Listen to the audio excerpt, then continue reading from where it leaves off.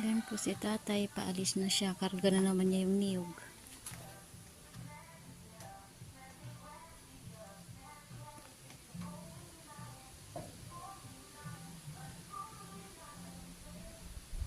Bigat-bigat po niyan guys. Oh.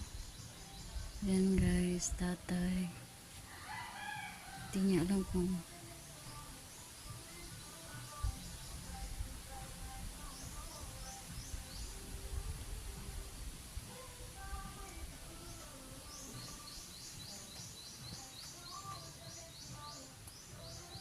tingnan natin guys kung paano niya kakargahin yung niyog.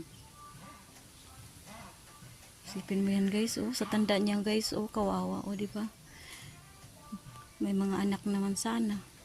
So hindi man lang matutulungan. Tingnan mo siya guys.